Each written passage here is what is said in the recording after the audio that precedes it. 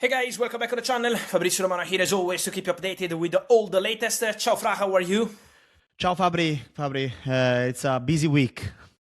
It's a busy week full of news. We have to talk about several things. Again, managers, something about players as always. Midfielders are going to be a big part of this transfer window, and so let's jump into it together.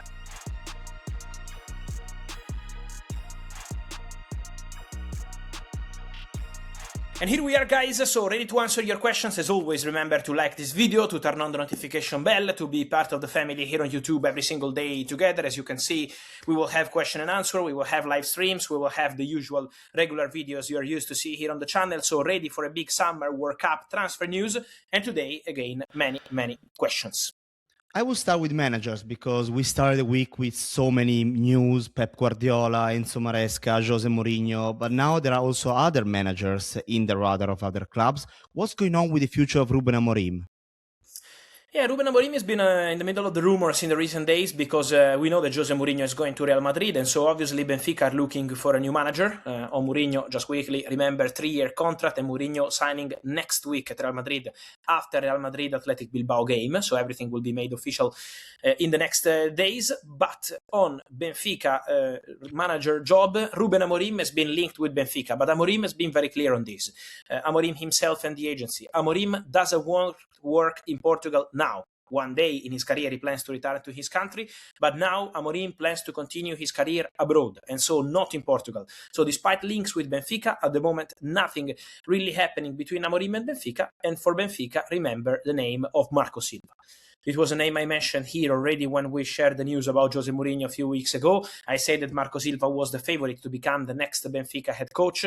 His job at Fulham has been excellent. He's really appreciated by people at Benfica. And so at the moment, he's the front runner to become the next coach replacing José Mourinho. I feel like the name of Marcus Silva is one of those that we mentioned a lot in the last years. I remember he was linked to Tottenham. So there were also other clubs involved in the race to sign him. Yeah, Marco Silva had plenty of opportunities in the recent years. I think in some moments maybe he's been a bit unlucky with the timing, but in terms of job, he did an excellent job at Fulham. Last summer he was, for example, behind the scenes, I'm talking about summer 2025, an option for Juventus, then they decided to continue with Igor Tudor. He was an option for Tottenham, again an option for Tottenham before they decided to go all in for Roberto De Zerbi in March. So Marco Silva has always been in the list of several clubs, and this summer he's been under consideration at Chelsea. Was one of the 3 names making the shortlist at Chelsea, and then they wanted to go with a clear favorite and first option, Xabi Alonso. But Marco Silva was also an option for Chelsea, so he has many clubs interested. But Benfica, obviously, he's Portuguese, his country, they want to try to win the league next season to bring Benfica back to the best level possible after a complicated season. Then Mourinho arrived and tried to fix everything, but even before was complicated, and so Marco Silva now expected to join Benfica, still waiting to close the deal, but it's on.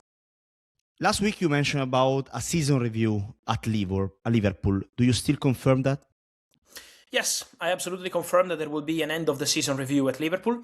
I can confirm that these will involve everyone at the club. So, Arne Slot. Today I know there are many rumors about Arne Slot, what's happening with Arne Slot. What I understand is that this week nothing is happening, but after this weekend, when Liverpool will obviously have a verdict on Champions League football, but apart from Champions League football, they will have an end of the season review about absolutely everything.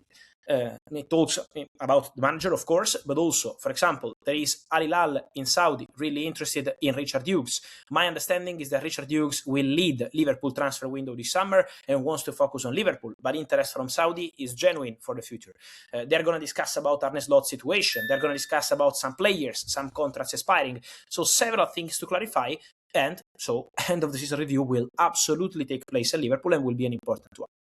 You mentioned about the position of Arne Slot and the manager. There were a lot of rumors in the last hours about Iraola and the possible appointment at Liverpool. Look, I think this is absolutely normal because in case Liverpool decided to change their mind compared to what they did so far, because, for example, as I always say, they never approached Xabi Alonso or other managers. But if end of the season review is going to be, okay, we decide to part ways with the manager, eventually Andoni Iraola could be a candidate. He used to work with Richard Hughes already at Bournemouth. He's one of the most appreciated managers in England right now, doing an incredible job at Bournemouth. So for sure Iraola would be a candidate. He's going to leave the club, we know that. He has an offer from Crystal Palace, but still nothing signed signed because Iraola wants to understand which one could be the best option possible for him.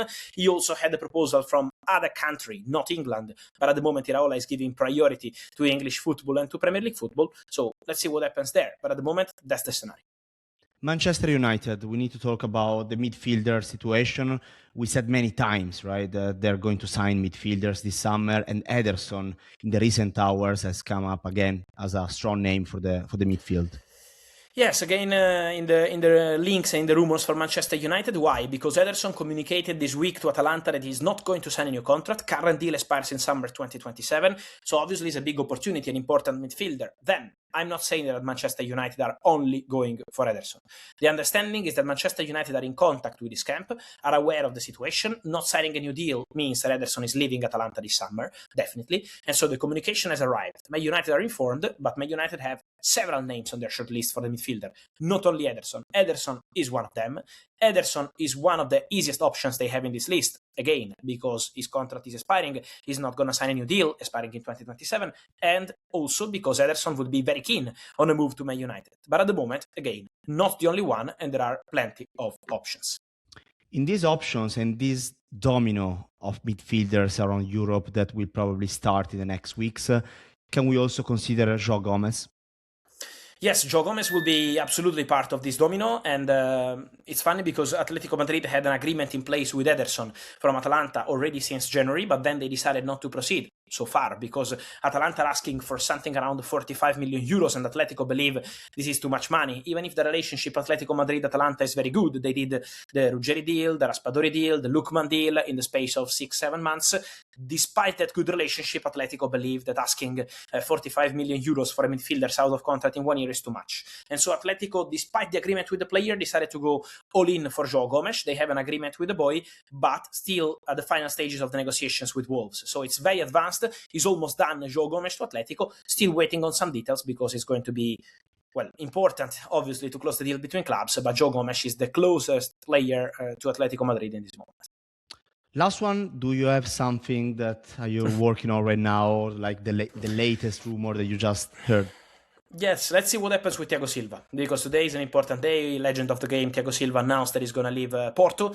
So Thiago Silva is going to be available again as a free agent. Now it's on Thiago to decide whether he wants to try another chapter in his career, another club, or maybe retire. So Thiago has to decide. My understanding is that Thiago is a little bit hurt from what happened with the Brazilian national team. Obviously, he was dreaming of the opportunity to be at the World Cup. He was in the pre-list of Carlo Ancelotti. Then he was not called in the final list. So it's a bit sad, but it's part of football. Obviously, no bad feelings to the national team, not at all, or not to Ancelotti. It's part of the game. But Thiago Silva will now consider what to do, whether he wants to continue in football or not. So we will follow this story and all the rest here on the channel as always. Thank you, Fra, as always. Thank you. As every day we are here. And remember, guys, to like this video, to turn on the notification bell, subscribe to the channel, and see you soon.